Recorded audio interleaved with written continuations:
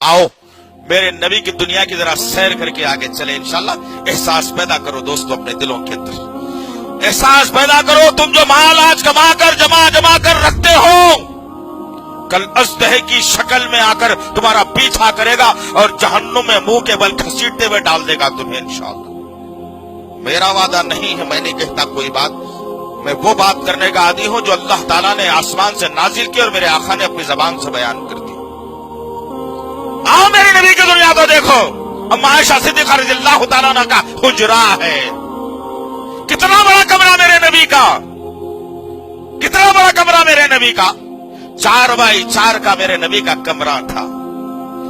आयशा सिद्दीक़ा रज़ियल्लाहु ताला अन्हा कहती हैं, मेरे नबी की दुनिया में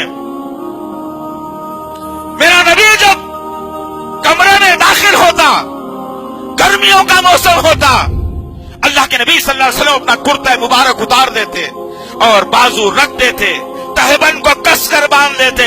मेरे नबी का नूरानी चमकता हुआ जिस्म मेरी उम्मत की मां देखती आयशा सिद्दीक़ा रज़ियल्लाहु ताला अन्हा।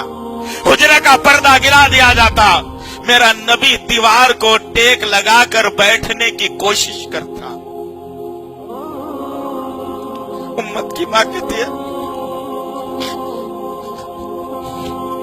जब मेरा नबी दीवार को टेक लगाकर बैठता तो इत्मीनान हासिल नहीं होता उसे। इत्मीनान नहीं हासिल होने की वजह क्या थी? इसलिए कि मेरे नबी के बेहतरीन दुनिया में उसकी दीवारें वैसी चिकनी नहीं थी, बल्कि उसमें कंकर और पत्थर से बनाई गई दीवार, जिसमें कंकर और पत्थर निकले हुए ऊंच नीच वाली दीवार थी। अम्मा आयशा सिद्दीक़ा रज़ियल्लाहु ताला अन्हा कहती है कि जब मेरा नबी दीवार को टेक लगाकर बैठता और पत्थर चुभना शुरू होते तो दीवार छोड़कर बीच में आ जाते, और मैं नबी की पीठ को देखती तो क्या हूं कि वह कंकरियों के जो है खतरनाक गड़े पड़े हुए निशानात मेरी नबी की पीठ पर उतर जाते। सोचो नबी की दुनिया क्या थी, नबी ने कितनी मोहब्बत की इस दुनिया से। चाहता मेरा नबी तो अल्लाह आसमान से फरिश्तों के जरिए से महल तामीर करवा देता। क्या थी मेरी नबी की जिंदगी? वक्त का वाकया है, गर्मा का मौसम, चिलचिलाती धूप, मेरा नबी चटाई बिछाया हुआ खजूर के झाड़ के साये में लेटा हुआ है। उमर बिन खत्ताब, अबू बकर सिद्दीक, माना साहबा का गुजर हुआ, देखते क्या है, नबी का तहबंद बना हुआ है और ऊपर का कुर्ता निकला हुआ है। मेरा नबी चिलचिलाती धूप में गर्मी से बचने के लिए खजूर के छांव की झाड़ की छांव में लेटे हुए हैं। साहबा गए देखे, अल्लाह के नबी सल्लल्लाहु अलैहि वसल्लम उठे और बैठ गए। क्या देखना साहबा किराम का? आज हम दाढ़ियां मोंड कर जन्नत में नबी के साथ रहने का यकीन करते हैं, पैरों के नीचे कपड़ा को लटका कर नबी के साथ रहने का यकीन करते हैं। अफसोस है हमारी जिंदगी पर। वो कैसे सहाबा किराम थे जिनके बारे में अल्लाह ने रज़ी अल्लाहु अन्हु व रज़ू अन्हुम का नारा बुलंद कर दिया, राजी होने का ऐलान कर दिया अल्लाह। वो सहाबा किराम अल्लाह के नबी सल्लल्लाहु अलैहि वसल्लम की खिदमत में हाजिर हुए, अल्लाह के नबी उठकर बैठ गए।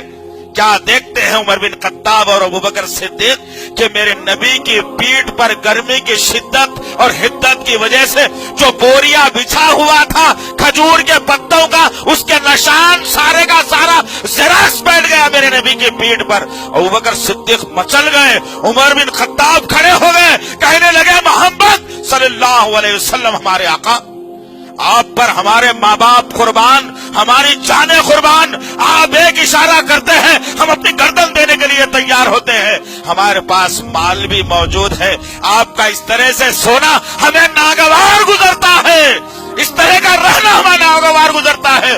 जालिम बादशाह अपने अपने गद्दों को तामीर करके नरम गद्दों पर सोते हैं, आपका हक उनसे ज्यादा है, आप ज्यादा हकदार हैं उसके सोने के। या रसूल अल्लाह, क्यों ना हम आपके लिए बेहतरीन गद्दा तैयार कर दें, जब कभी आराम करने की बारी आई आप उसमें आराम करेंगे तो हमारे दिल को सुकून भी पहुंचेगा।